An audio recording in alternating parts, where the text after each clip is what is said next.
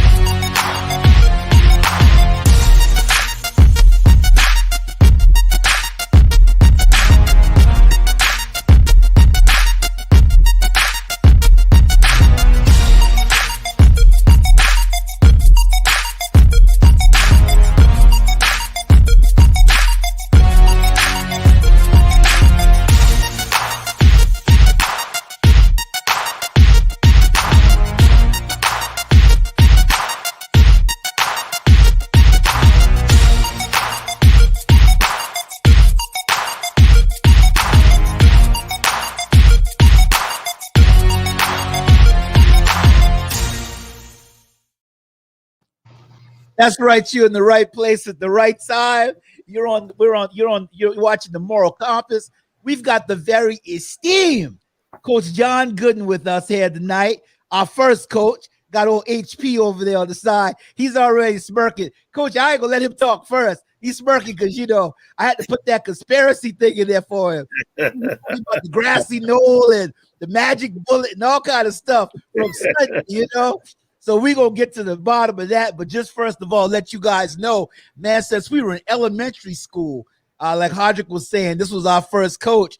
My memory, I remember I used to be the slowest one, trailing behind the rest of the guys. Coach used to keep this stick with him for motivation. So I used to always get motivated. Coach put that stick on me, and I have to speed up a little bit because I wasn't really running. I was just moving my feet. But we're glad to have Coach with us tonight. Audrey, you said you had a memory of Coach? Yeah, I remember we were playing like dodgeball, right? And Coach Gooden said, whatever you do not hit anyone in the head, right? And about 2-3 minutes later, guess what happened? I ended up throwing the ball, and I hit DeJaris Harris in the head with the ball. I said, uh-oh. Yeah. So we know what happened. As soon as we got done with the period, I got introduced to that stick. And that's something I will always remember. It was good, hard, tough love. Yeah. I appreciate it, Coach Good. Yeah. We love you, Coach Gooden. Coach Gooden, how you doing tonight, man? I'm doing great. And Hodrick, see, when we were playing dodgeball at that time, you throw the ball underhand. So we're teaching how to throw underhand as well as overhand. But you guys a little hard-headed at times. Then you get mad at certain people inside the middle. Why are you trying to give the Jarris a concussion, man? Come on, man. You're trying to give him a concussion. The Jarris, if you're watching this show, you can sue Hodrick right now. He got plenty of money. He used to be a drill sergeant. In case you missing some memory lapse or something like that, Hodrick hitting the Jarris in the head. You ain't no good, Hodrick. Yeah, we had tonight. We're going to talk about this Super Bowl, man. I see somebody already chiming in, Coach. I'm going to pull them up, see what this is. Junior Duncan. All right. Junior Duncan said, Coach, I need some saltwater fish. How you know about that, man? That's what Junior Duncan said. Saltwater fish. Me and Junior used to fish freshwater quite regular. Yeah. Yeah, but now I put freshwater aside. I got hooked on saltwater, catching whitings, sharks. You catch anything out there in fresh water. So I got hooked on that. And I haven't put my boat in the water, I guess, in about 3 years now. Okay. All right. Okay. And Coach, guess what? We got Tommy Harris chiming in.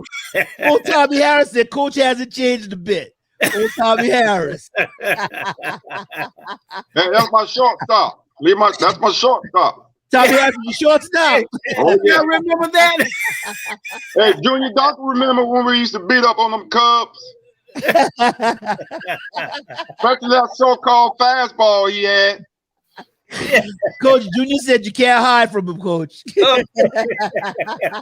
Yeah, I haven't seen Junior in quite at least about a year now, unless he saw me, And we couldn't go to the football game that much this year, so therefore we missed out on a whole lot of people this year. But yes, sir. Yeah, this pandemic is something else. This pandemic is absolutely something else, man. But thank God that we can reach out and we can connect visually like we are now because we're having fun now. Coach, we're going to start off with you. And we're going to start off with the Bucks and what the Bucks did right Sunday. Before we get into the meat of it. You see the little smirk Hodrick already making? He already ready to say something, You're not a good fan, are you? Hey, Coach, listen. Junior Duncan said, I told you not to put Hardy on your podcast. He said that every time Hardy is on it. Hey, Coach, he's still hating now. Coach, Junior Duncan been hating since we used to run all over him in Little League football. You still listen. And 48 years later, Coach, he's still hating. Coach ain't come on here to Coach came on here for the show. You telling on Junior. You telling on Junior. Junior got to hate.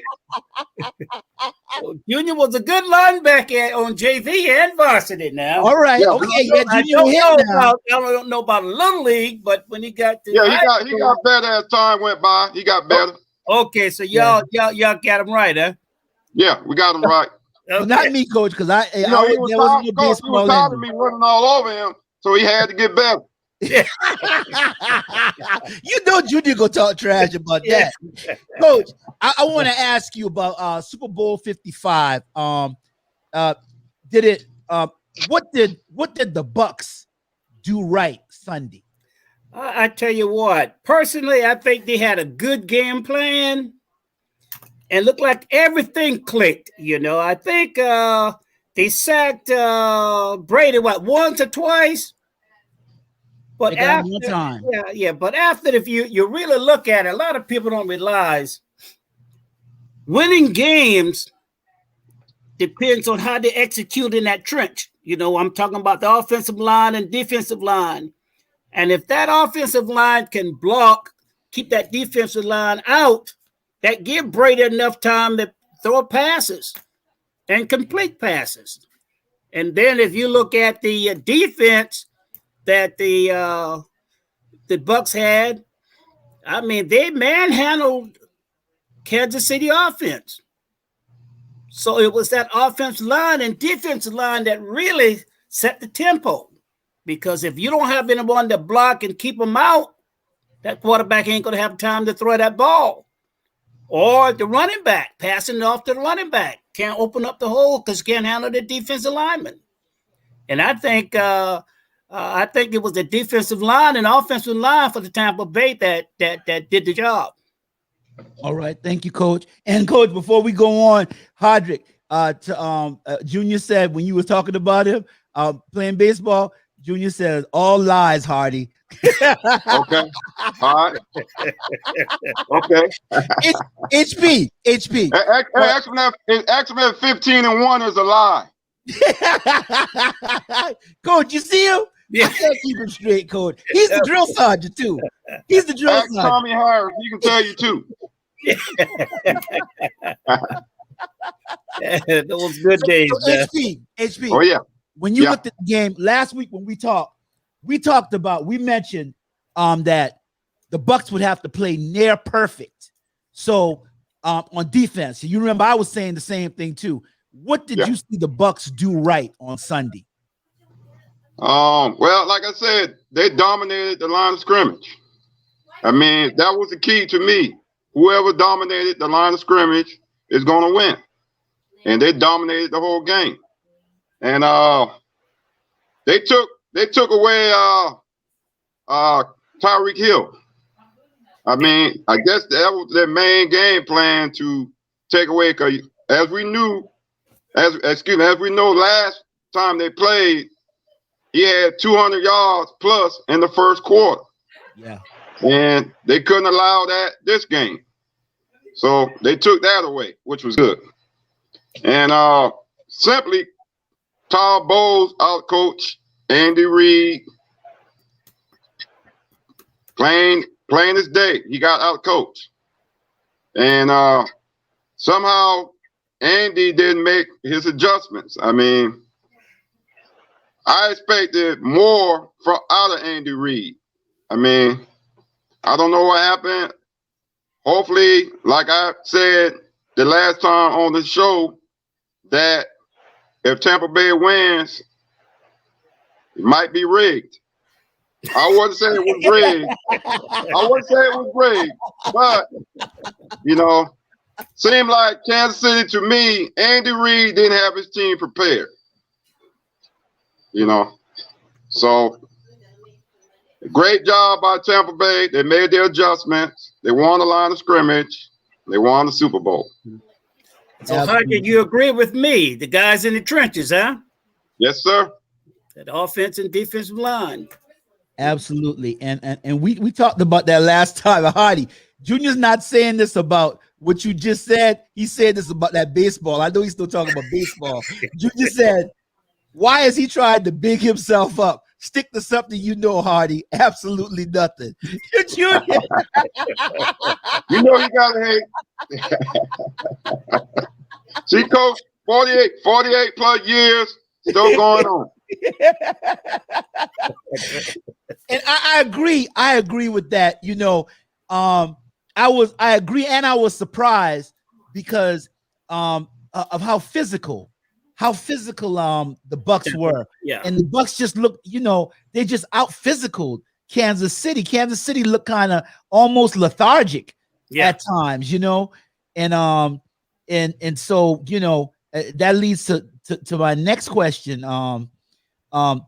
What could Kansas City have done differently? And and thinking about the fact that this is Andy Reid from the NFC East. Hodrick called him the NFC least now. I can't stand Hodrick talking about them. But the NFC East that used to be really, you remember one time if a team came out the NFC, the AFC is in trouble. But and Andy Reid come out that physical environment, and one time Kansas City was a physical team like that. But back in the days when they were when they had Hank Schramm as the head football coach, that's when they had Otis Taylor, one of the receiver, and there's always been Kansas City and Oakland that used to hook up against each other. That used to be the game.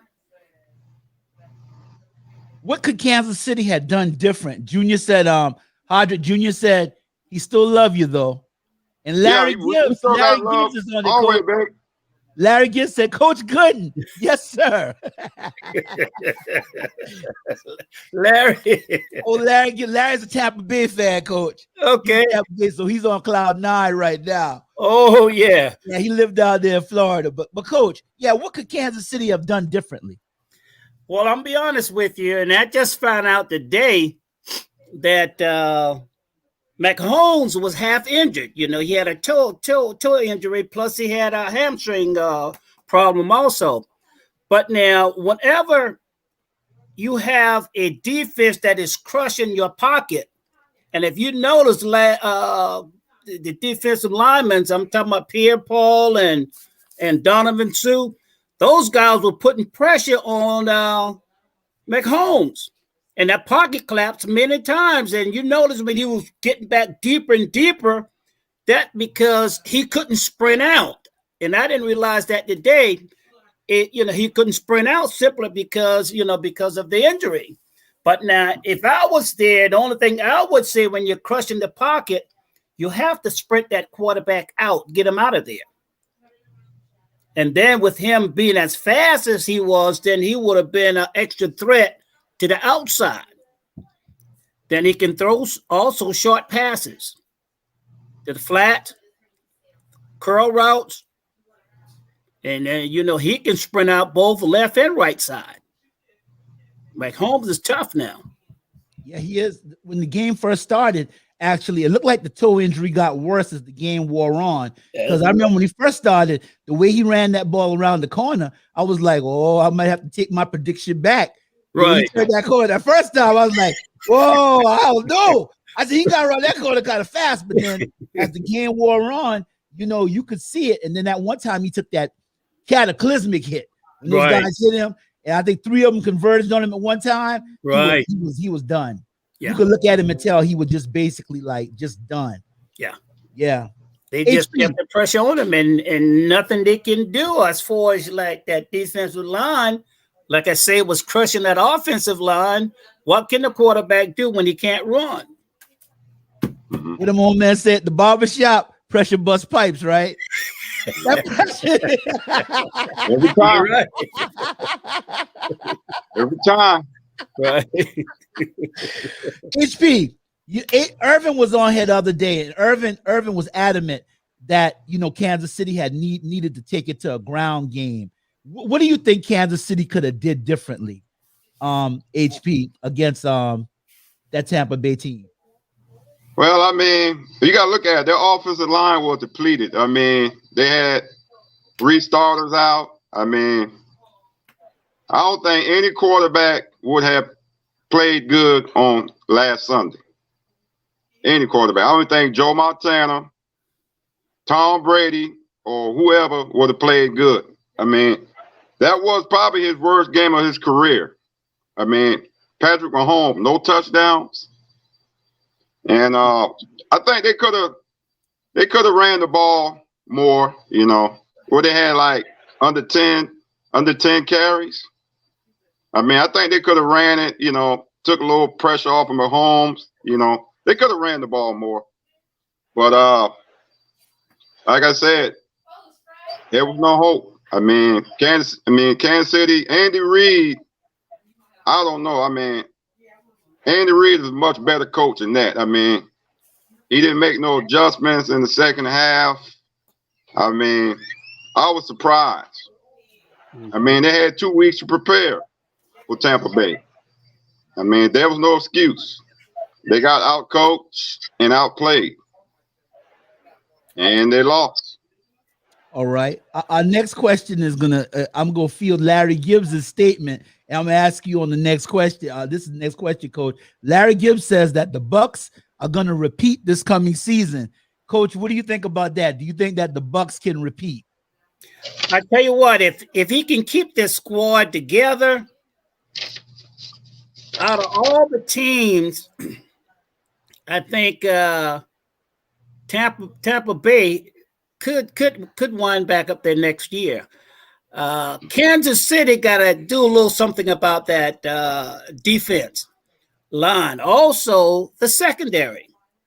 If you notice with Kansas City, they win most of their games from that high-power offense that they got. They normally outscored the other team. You know, when you're winning games, 40-something points to 30, 38, you're talking about an offense that scored 38 points against your defense, and you just have to have a good offense to outscore them.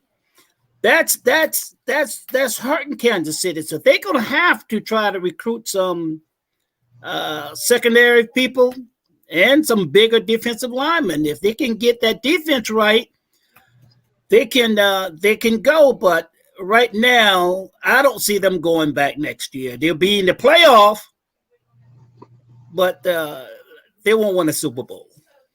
All right, Coach. They won't be back to the Super Bowl. All right. Hodrick, what do you say about that? Well, I mean, I think they got a good chance. As long as you got Tom Brady, I mean, and he's healthy, you got a good chance. But the salary cap issue, some of them players going to have to restructure their contracts, because right now the receiver Goodwin, he's about to have a big payday.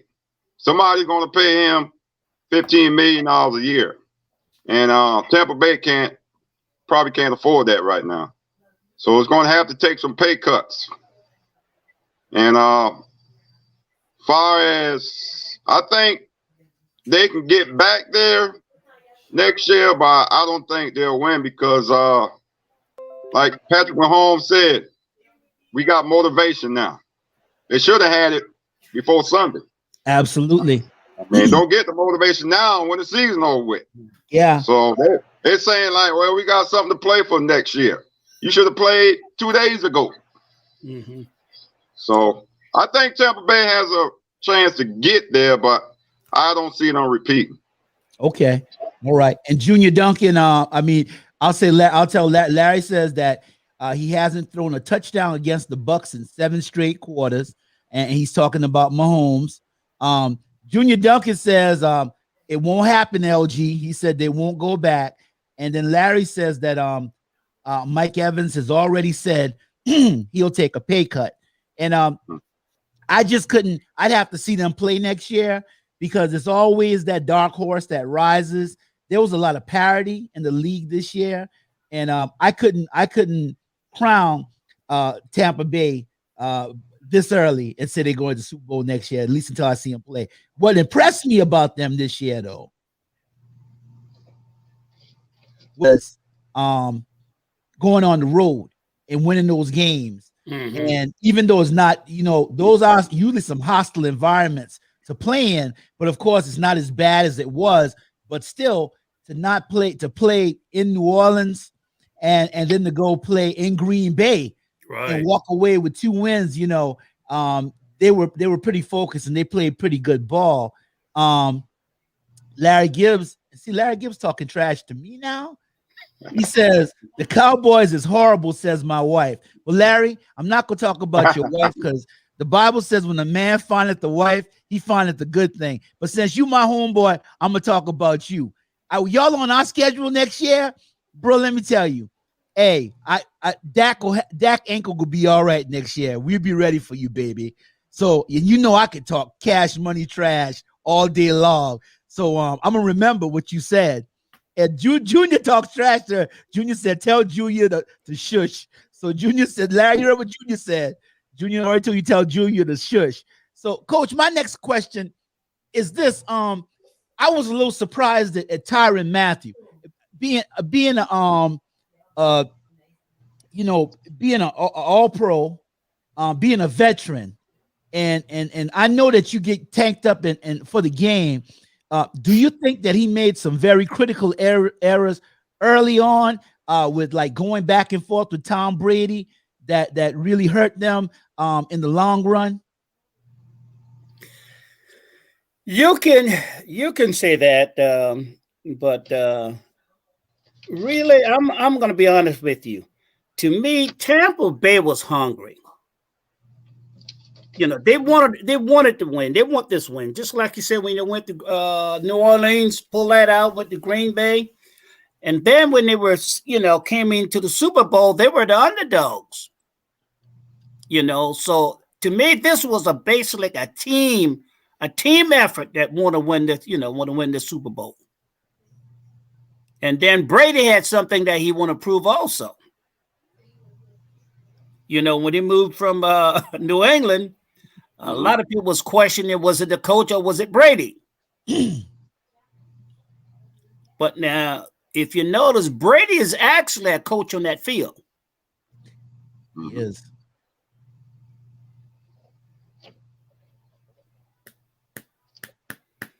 So I think it's a team thing. Yes, sir. Yeah. All right. Thank you, Coach. HP, what do you think about that? You think Tyrann Mathieu made critical errors going back and forth with Brady? Of course. You never talk trash to Tom Brady. Nope. He lives for that, especially the Super Bowl. You want to talk trash to Thomas, Edward, Patrick Brady Jr.? Did I get it right? You got a lot of names. You don't talk trash to Tom Brady in elementary school with that big pencil. If you talk trash to him, he's gonna go after you. To prove the point that you can't talk trash to me. And like Coach said, Tampa Bay just wanted it more. I mean, if you look at it now, Tampa Bay, if you look at this past season, they had some real tough home games. I mean, every game they played at home, I wouldn't mind buying the tickets to go see. If you go back and look at their schedule, and every game was a game that was worth paying for. Tough luck. Yeah. So, Ty, it wasn't good for him to talk that trash. But like I said, Brady wanted to prove, like BA said, that it wasn't just Belichick. It was more of me, Tom Brady. Yeah. So Brady proved that point that, hey, it was me more than Coach Belichick. I'm not. But if you look at previous Super Bowl, hey, Belichick. But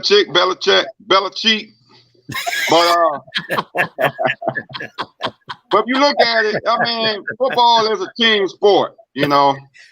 Brady gets all the credit, but at the end of the day, it takes a team to win. So, all right, okay, HP, and so Larry Gibbs' wife now, she's off the chain. We ain't gonna be able to deal with her for at least a year, at least till the Bucks get tore up in the first game of the season coming up next year, whoever they play. When they lose again, she'll come back to earth, but she says Dak won't be there. So she just tried to pour some salt on my wound, but that's all right. Then Larry says that Coach Gooden is always right. Larry, you're right. Coach Gooden is always right. Absolutely. Absolutely. and to answer that, and my opinion on the question, I asked that question because I don't know what Tyrann Mathieu said to him the second time, but right after that, Brady goes and he threads that needle to AB. And after Brady thread the needle to AB, he walked over to Tyrann Mathieu and said something. So I don't know. It might have been he said, I bet you won't throw on me, or something like that, because he threw the ball at him the very next, and that was a tight pass that he threw. I didn't think AB caught it, as a matter of fact, but he threw a very tight pass, So, Coach, Cornell, not cutting you off, but as a coach, we always used to tell our players, don't say anything or do anything that will give them motivation. Now, like I said, I don't know what happened, but that can motivate a quarterback. Or even the whole team. That had happened with us before. I remember one time Stratford in high school put a black reef on our locker. Wow. Black reef. That means that it was going to kill us. But really, that motivated us. So don't do things like that when you got a better team, because like to say on any given Sunday, you ain't up motivating someone and they can put a weapon on you. Yeah, absolutely. And I think that, if you look at some sports things, that you look at some major events in sports that have happened, people have a tendency to make somebody a household name, and then they'll look past the opponent. Like, I still remember the morning that I got up and I used to bet on Mike Tyson. I didn't even care who he was fighting. I used to bet on Mike Tyson and the Miami Hurricanes all the time. Then I remember when I woke up that one Sunday morning, got the newspaper and saw Tyson laying on the mat and Buster Douglas standing over him. I was like, I know Tyson didn't lose.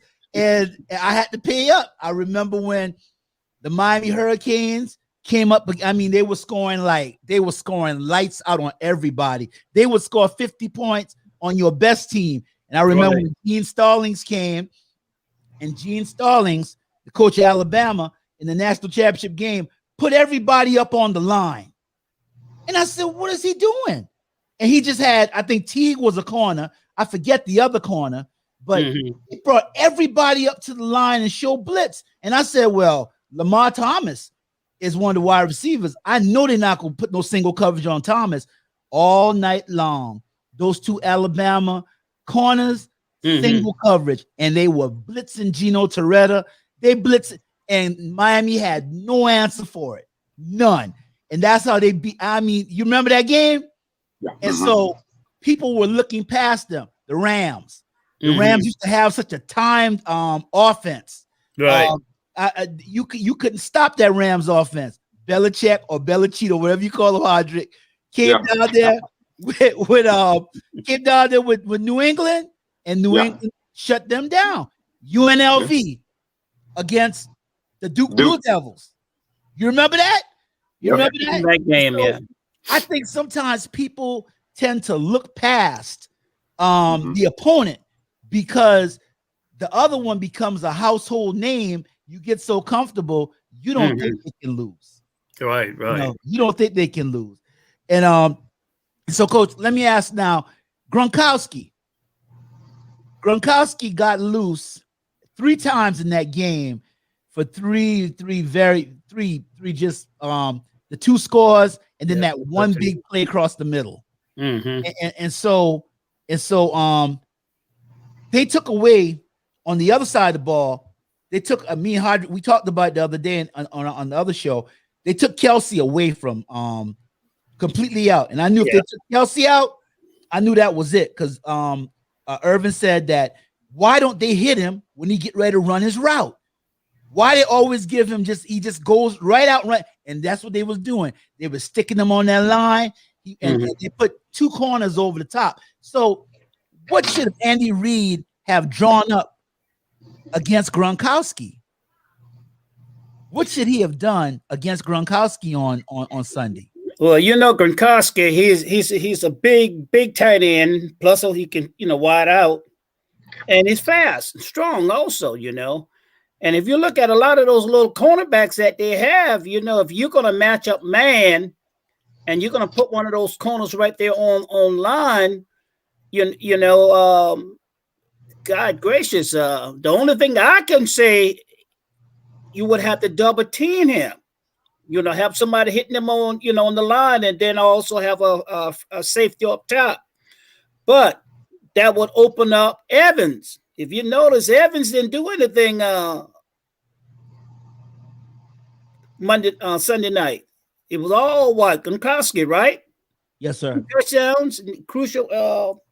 But I think they were really maybe covering him.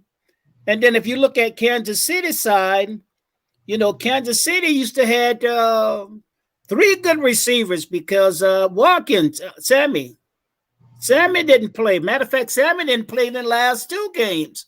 So if they double team Tyreek Hill, the only person left was that other tight end.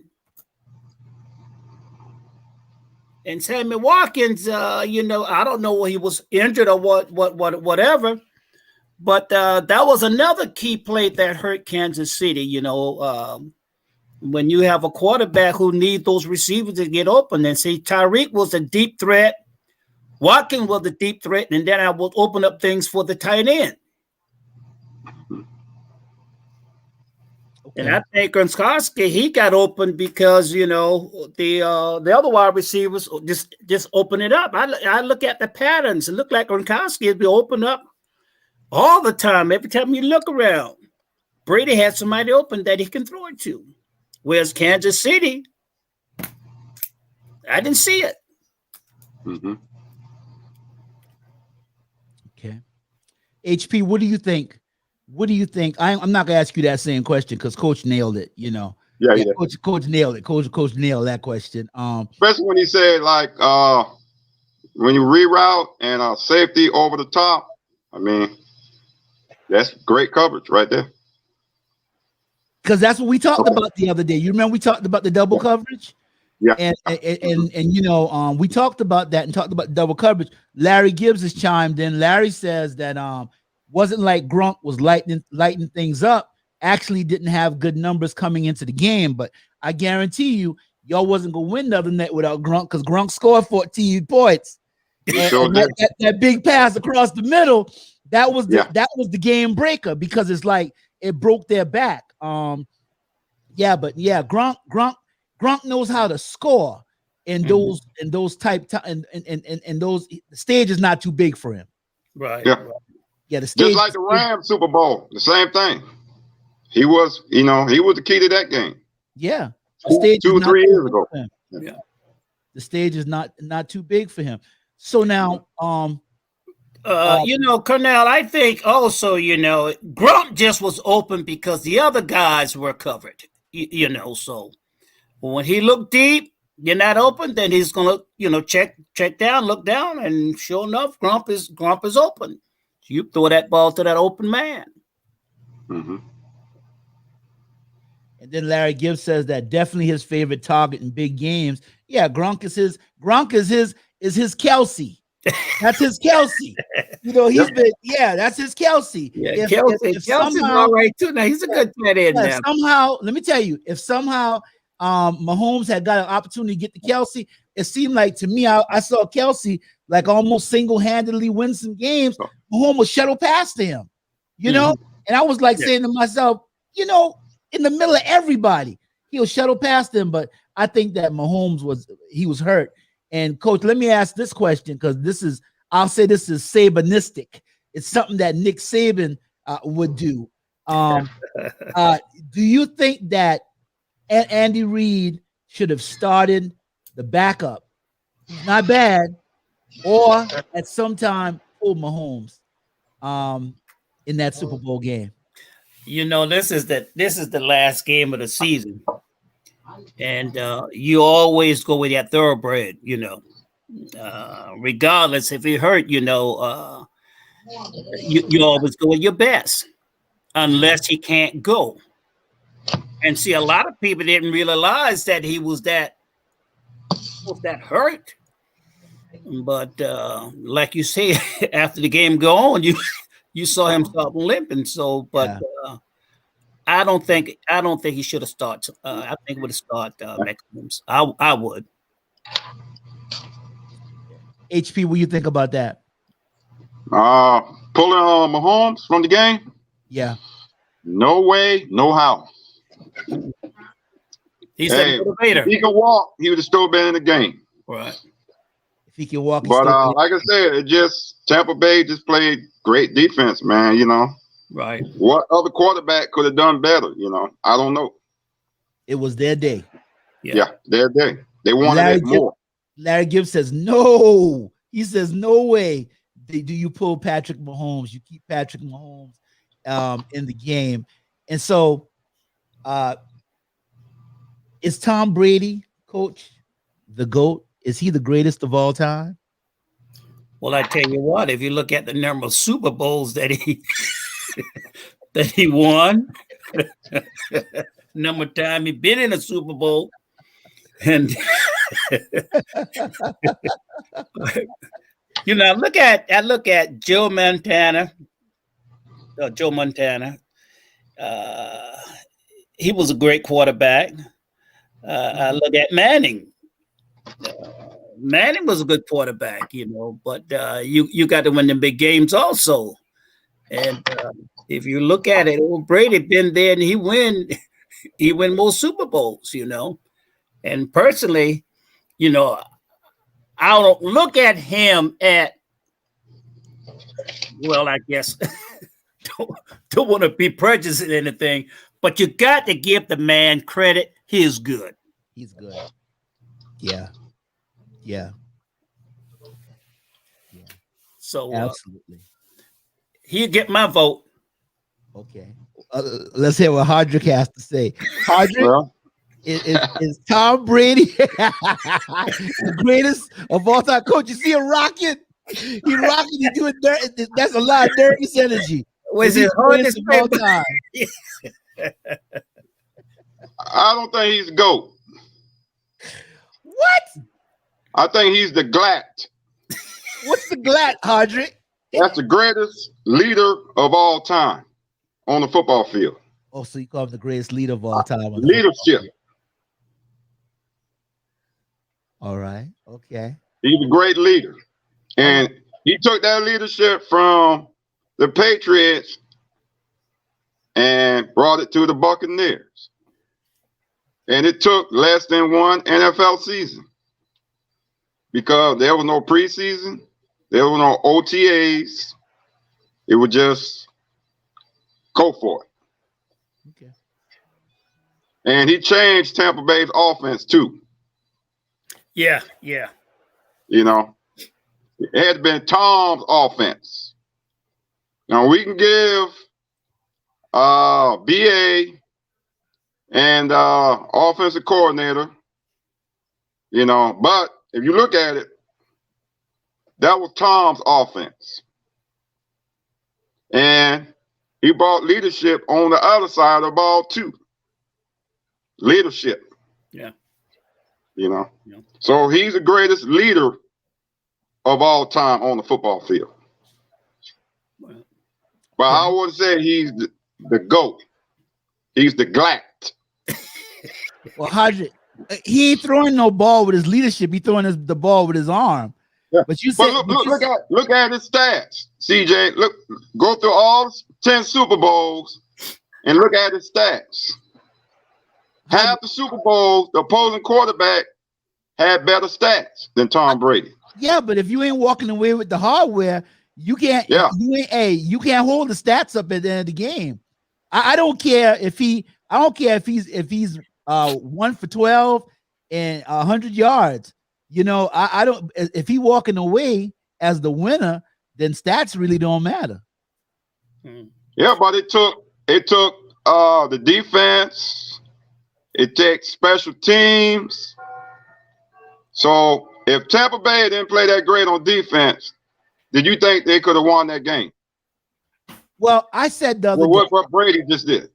I said the other day, like we were saying, it was a concerted effort. And remember, I said Tampa Bay has to play lights out defense, and they did. And I didn't even know about Tampa Bay's coaching staff really, because I don't follow any other football other than Dallas Cowboy football. Because why should I? But anyway, that's another matter. We're not talking about that today. But yeah, when I saw who their coaching staff was, they got a deep coaching staff. Yeah, that defense coordinator that they that got. Defensive coordinator, Todd Bowles. Yeah, they got a deep coaching staff. Hey, Larry says, let's not forget that Tom Brady was drafted in the 6th round. Larry also says he definitely changed the atmosphere in the locker room. And Larry said, wow. I guess Larry said, wow, either about me talking about the Dallas Cowboys, or you talking about Tom Brady's not the greatest of all time. But let me tell you, Hodrick, I've never been a Tom Brady fan. I want you to know that. I haven't. I had a deep dislike and disdain, make me use a word I don't use all the time, for the Patriots. When my cousin Derek Rivers went to the Patriots, well, I had to start liking the Patriots. But even coaches I don't like, and I don't like Green Bay because I don't like the fact that it's personal reasons. But I can't negate the fact when somebody is good and they execute. And Tom Brady executes. Yeah. Sunday, he executed, man, at the highest level. And this dude, he's not no young guy. He ain't no spring chicken, but he executed at the highest level. And that's why I really got to give him what he earned, man. I got to call him the greatest of all time, because at that age that he's at now, he got out there and they did what you said do. You said that they had to keep him upright.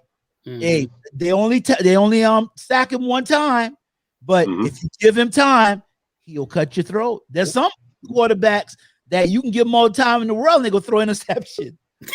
but we tend to make it like Tom Brady is the only player on the football field, which he isn't. I mean, somehow the quarterback gets majority of the credit. I don't care how good they play, how bad they play, but if they win, they get most of the credit. Well, like I said earlier, Tom Brady always had a good offensive line that would block for him and give him time. And if you notice, a lot of the games when New England was behind, less than 2 minutes left in the game, they don't want that New England offense back on the field, because for some reason, Brady found a way to win. And there was many games he came from behind. The guy knew. I mean, he knows football. Now, he's not a running quarterback, but he's a pocket quarterback. And then if you're a pocket quarterback, you got to have that offensive line that can block. And when he came down to Tampa Bay, for some reason, he got that offensive line straight. It did the job. Absolutely. Yep. Coach, we got another one of your pupils, Coach. We got Michael Bryant. He chimed in from the road. You see old Mike down there? Hey, Mike. Coach Gooden, how you doing? I'm doing great. Enjoying retirement. I want you guys to keep working so I can get my Social Security. we trying. Hey, Coach, I tell everyone the story when we played JV and Buford blew us out that night, and we came back home and we was giggling and laughing. I mean, you thought that we did something. Matter of fact, I think we won that year. I think we probably won one game, and I'm thinking, and man, Coach Watson said, "Stop the bus! Stop the bus!" And stop the bus. We having a good time, and Coach Watson said, "I ain't never seen a bunch of happy losers." And man, I remember that, Mike. You remember that? I was driving the bus. Yeah. That old stag bus on JV. I used to have to drive that, and Verbal had the little minibus. Yes, sir. Yes, sir. Yes, sir. Yeah. And I Oh, remember when man. y'all beat Walterboro, y'all got on the bus banging up, we number one. That's hey, that's what happened when that's what happened when you only win one game. Oh wow. I know Coach Watson that say Oh, something about that too. When Yeah. y'all come about, we number one here, but one game. oh. Yeah, I Yes, love sir. Coach Watson, man. Hey, Coach Gooden, Junior Duncan. I don't know what happened to Junior the last couple minutes. He must be frying some fish or something because he ain't said nothing. But Junior Duncan, Coach used to love Junior. And so we play a little intramural sports. We were playing flag football. Junior tackled me and took my flag off. And so I got up and I told Coach, I said, man, Coach, you ain't see Junior tackle me? Coach said, be a darn man. Oh, Coach Watson. Well, you know, he was my fishing partner also after he retired. Yeah. Yeah, Wow. Junior saw both of us down there sometimes in the rice field. So Larry said, I hated Tom Brady until March of 2020. That's when he became a Tampa Bay Buccaneer. Larry called you Mr. Conspiracy Mike. He's talking trash to you when you came in. Larry says, now I understand your love for the Cowboys, Mike. Larry, listen, don't be talking about the Cowboys just because Tampa Bay won the Super Bowl. Because, bro, y'all got to play us next year. Hey, I don't know look, if that's a good thing. Larry, like I said, Larry is the original Buffalo Bills fan. I know he's a fan. And the only reason why he's a Tampa Bay fan because he got to make peace in his house because his wife is a. If Junior was not if Junior was not Tampa Bay, he wouldn't be pulling for Tampa Bay. But look, he got to walk around them people, man. He got to walk around them people. So he better act like he know. He better act. He better act. And Junior Duncan said, I'm still here, Corns. So he's probably laughing because he remember. And you know what else he did? Junior, and let me tell you what else he did. Oh, he said, ask them about the kickoff. Oh, the kickoff. Junior, about the kickoff, Corns. Kickoff. I don't know. I'll tell you what, though. We were playing soccer, and Junior had these big boots on. And so I was the goalie because I wasn't gonna run up and down that field the whole time. So we had Emery Lloyd on our team and everything. Junior came down to try to score a goal. He kicked me with his boots, and then he scored the goal. I said, Coach, man, I know you see Junior kick me, man, and score that goal. Coach said, be a darn man. I mean, Coach used to hold it up before. He used to hold it up. I love Coach Watson. I love him. Mike, so we've been talking about the game and everything. And you know, we had a pretty good discussion. We're so thankful to have Coach with us, man. We ain't gonna keep Coach all night. But I'm gonna ask you, man. You know, what was, and this is the next question, in your synopsis, the way you see it, what was the critical mistake that Kansas City made? When was it the backbreaker? When you knew they couldn't come back in this game? You know, I don't think, honestly, looking at the whole makeup of the game, honestly, I don't think it was. I think it was several things. I mean, that Kansas City, and I know I've heard that, you know, this Tampa Bay just really brought a good execution as far as dealing with KC, but I don't know. It just seemed like they was out of it, man. Like they never really got into it. Period. I mean, they was having their way with him. And the thing that really bothered me is, I always said Mahomes is a smart quarterback, but the way that Mahomes was playing, he almost acted like he was a rookie. Like some of the things that he was doing to me just didn't make no sense. Like he's in the grasp of a defensive player and they swinging him around and around, and he's just throwing the ball. Like who's supposed to catch the ball? Like they was just out of it. I don't think it was one thing. Is like they never could actually get started. Never. That's That's the way I look. Cause when you see him all year long, and now basically seeing them playing, it's just like, to me now, it just seemed like there was a total different team. Larry Gibbs says that's what happens when you get punched in the mouth early. So Larry's using that Mike Tyson philosophy. Mike Tyson said everybody has a plan until they get punched in the mouth. So that's what Larry said. I'm laughing at Junior because I'm not putting up what Junior said, because Junior always antagonizing me during my show. I'm not messing with Junior Duncan today.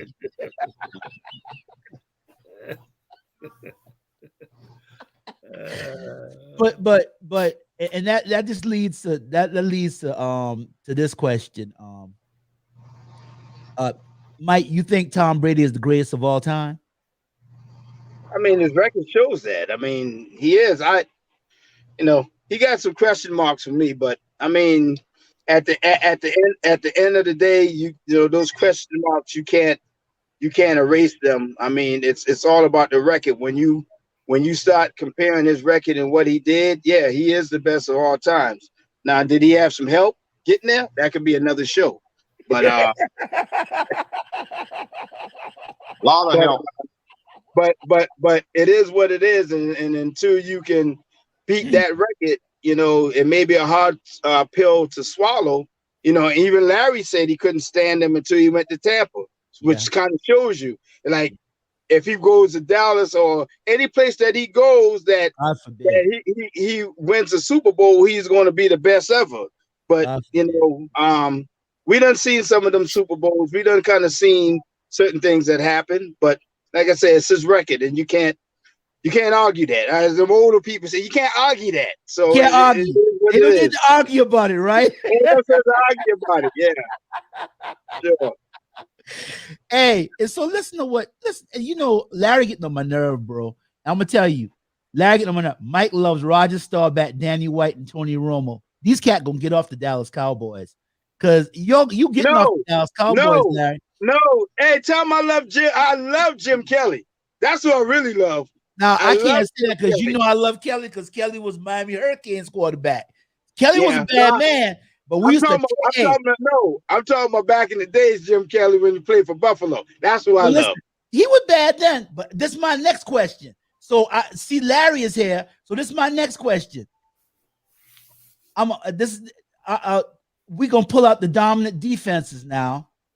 Those Ravens, those Steelers, those Dallas Cowboys from the 90s. Does this Tampa Bay team rate with those teams?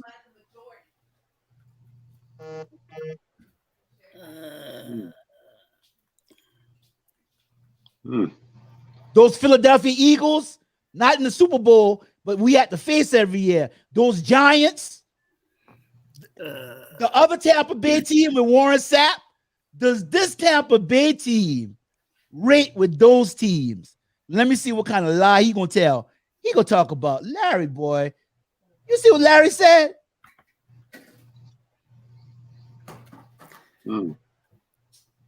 I don't think so. I don't think so.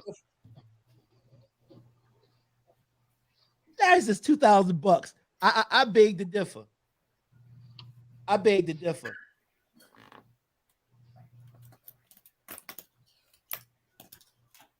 I don't see. I say that this Tampa Bay team was dominant, more dominant than that Kansas City team.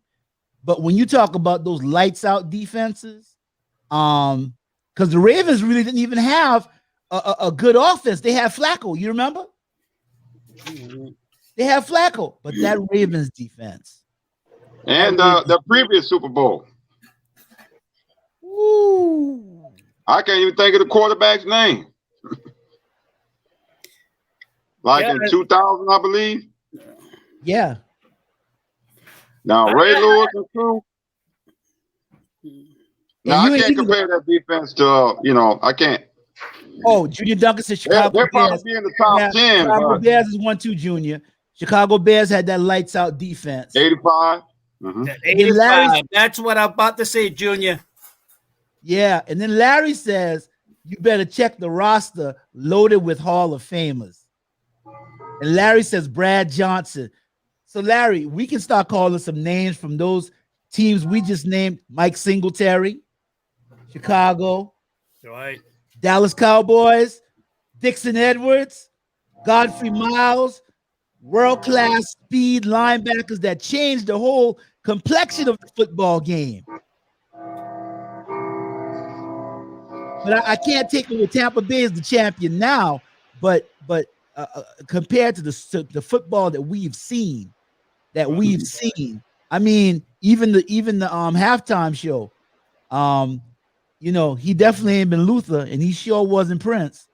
I do like one of his songs though. It made me feel like I was in the asylum. Coach, what you think about that halftime show? Is that Al Green? I didn't care too much about it. Yeah. It got me something to eat. Yeah, I didn't even actually watch the halftime show. They didn't see it. Okay. I like one of his shows now. One of his songs though. Larry says he agree about that. He agree about the halftime show, the music. Yeah, he agree about the halftime show. So, so you know, I think that football has evolved. It's changed. You know, we saw a lot of tackling miss, but I just like I said that to say this, is that you know, they executed at the top of their game Sunday. I can't take that away from them. They executed. They had an awesome game plan, and they are the world champions. But we asked earlier, Mike, do you think that they're going to repeat next year? And I think everybody here agreed no. No. Coach, you said you didn't see them repeating next year, right? Now, if they can keep their players together. But now when you're talking about money, and then you also got to look at Gronkowski, those guys, him and Brown, you know, they came back this year, did just 1 year contract. And hopefully, you know, they will hold on to those guys. I'm not a Tampa Bay fan now. I'm going to tell you, Cornell, I'm a New York Giants fan, but no, Coach, say it's not so. This NFC East with Dallas. That NFC East now. We didn't do anything this year. Yeah, you know, Mike Dad is a big Redskin fan. And listen, you know that. Man, we catch all. Listen, I was dodging him the whole season, especially when I sweep by Washington this year. I did not want to see Mike Daddy, bro. Hey, I know he's looking for me though. Every time I pass by his house in Back Beth, I have my head turned to the side a little bit because he like to sit on that porch sometime. But I know he's looking for me. He's looking for me definitely. But yeah, Mike, what do you think? You think they're gonna repeat?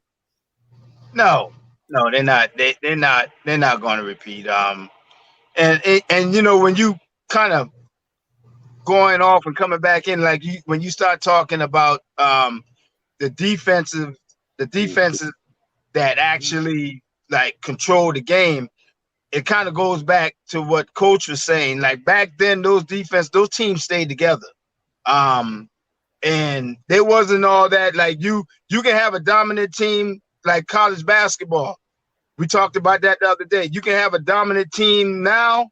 You better do what you got to do because next year, most of those guys are gone. So the way the free agency is right now, whatever you got right now, you know, whatever you got, you better go ahead and do what you got to do because NFL actually stands not for long because they ain't sticking around if they ain't got the money. So I don't look for them. And let's be honest with you. I didn't think they was going to the Super Bowl this year. I mean, when Brady and a lot of Tampa Bay fans don't want to say this, like last year, I can say that Buffalo was like more of a team that I said was under the radar. Like they was coming up. Miami was coming up. No one could actually say that Tampa was that team until Tom Brady came down. And when Tom Brady came down, everybody followed him down. If Tom Brady retires or whatever he's going to do, Tampa's going to be right back to where they was. Straight up. But Mike, you got to realize, as soon as they signed Brady, they were Super Bowl contenders. Absolutely. The minute they signed them, they were automatically Super Bowl contenders. Absolutely. And Absolutely. I actually pick an all Florida Super Bowl. I actually put Miami and Tampa Bay. I Well, knew Miami was unrealistic, but I'm I glad knew you knew Tampa that. Bay would have a chance. I'm glad you knew that. I'm glad you knew. Only way them fish ain't been going nowhere, Hodrick. I could talk trash now, but they played good this year. Listen, so Junior's been antagonizing me. Him and Larry teaming up, which is very, very strange for him and Larry to team up in the chat. So Junior says, "Can you tell Corns that 99% of the time the team that wins the coin toss defers to the second half?" And I told Junior, I've seen people take the coin toss. I've seen that offenses take the coin toss if they wanted to score first. But Junior says 99%. So what do you guys say? He said 99% of the time, the team that wins the coin toss, defers to the second half. I never paid any attention to that, but he might be right. But I also noticed that the underdogs, whoever be the underdog in the Super Bowl, for some reason that give them the motivation that to play harder. And I didn't like the idea when they give Kansas City, the top dog, and Brady knows the underdog. I thought it was going to be a better game, but they watch how that defensive line that Tampa Bay had, how they dominate. What was the score? 31-9? 31-9. Mm-hmm. 31-9. I said 34-20. That's what I called it last week. I said 34-20. Well, Tyreek had one in his hand, but it came through his hand and hit him on the helmet and bounced off. But he had a defensive back that distracted him on that. But they just couldn't get the passing game going. And see, a lot of times, in football, the passing game can open up the running game and vice versa. The running game can open up the passing game. But now when they shut down Kansas City passing game, and there wasn't that strong in running the ball from the beginning, that was just it. All right. Yes, sir. Yes, sir. And chiming in, we had Julia, Larry Gibbs' wife, Julia Gibbs. She says, yes, there will be a repeat. She's feeling good over there. Out there in Tampa, Florida, all that sunshine. I can't stand them people in Florida. They can wear short pants this time of the year. Junior Duncan says, shush, Julia.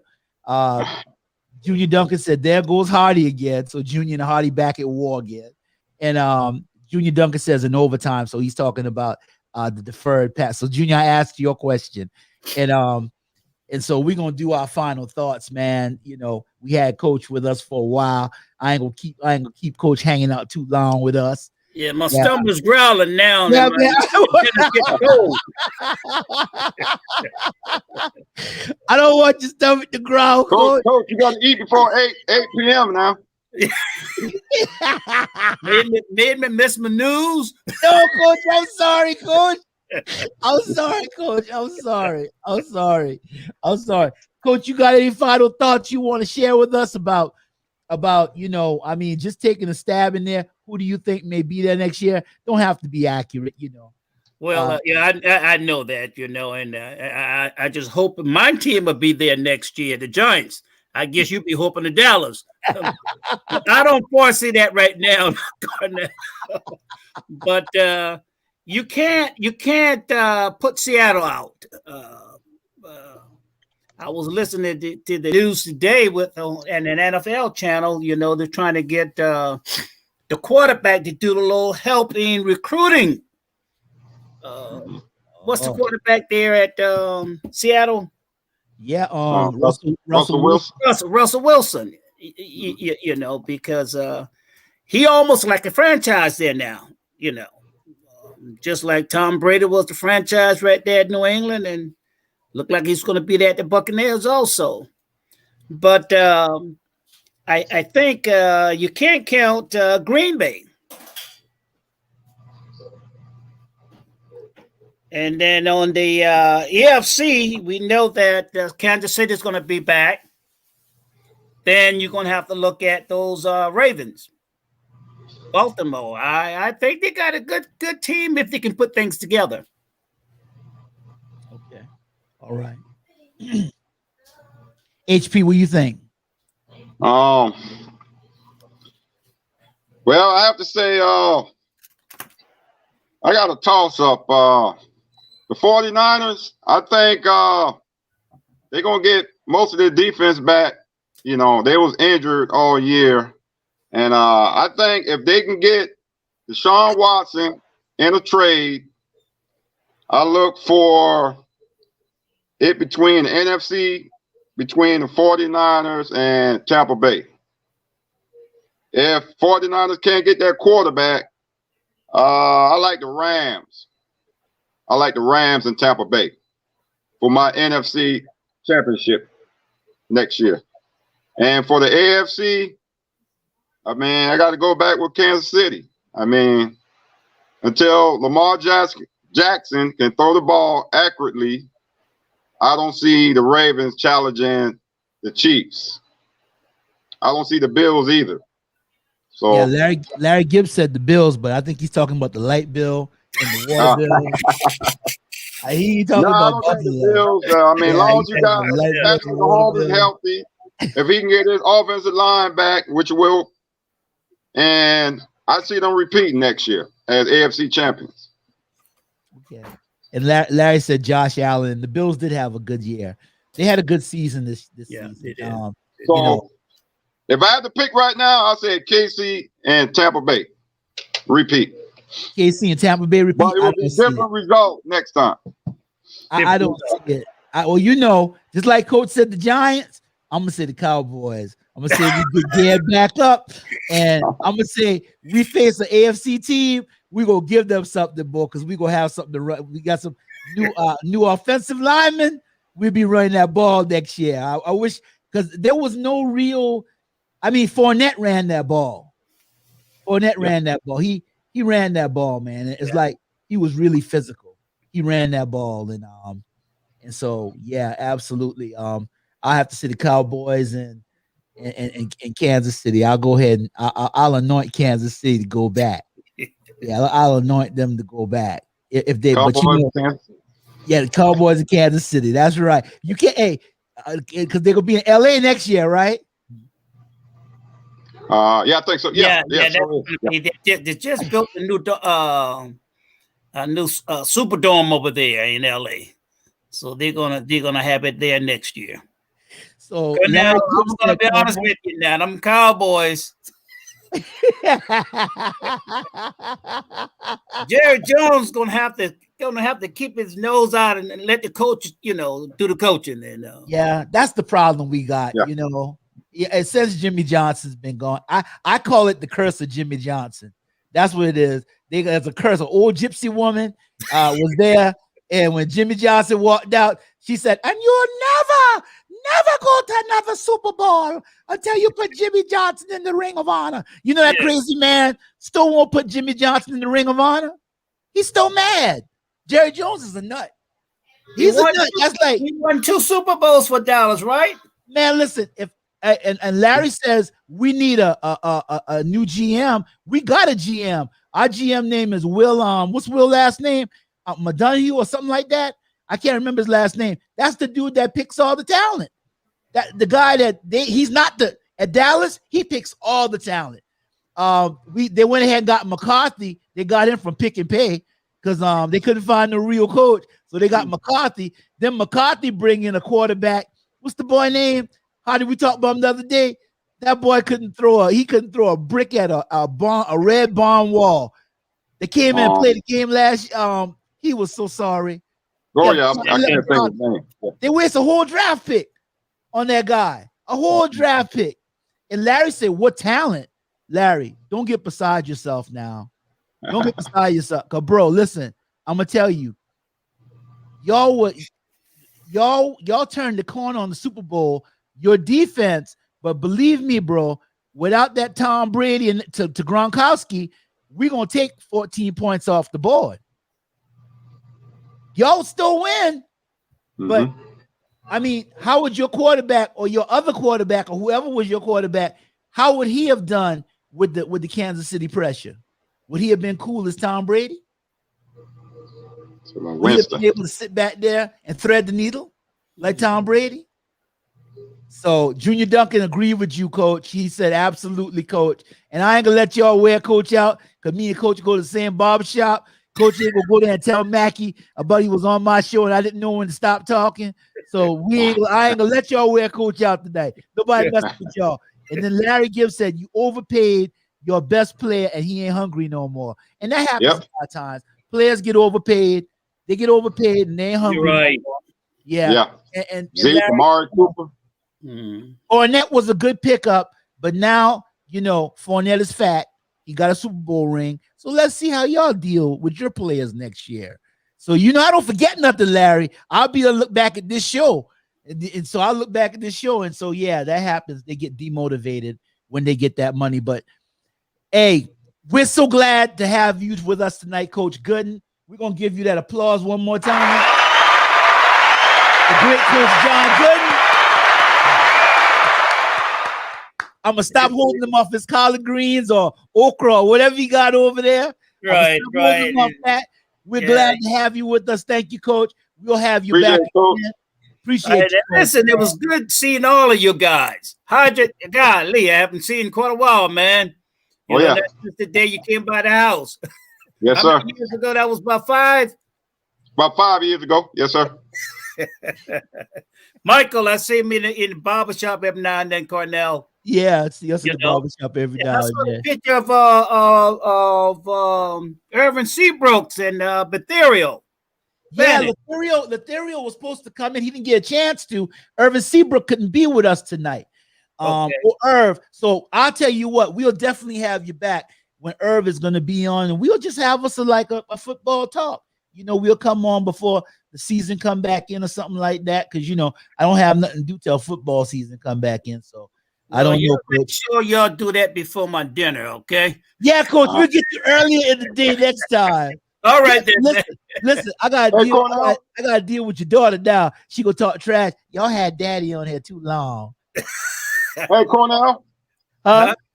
We should have included Coach when we talked about the Berkeley High School, football players all time and all that.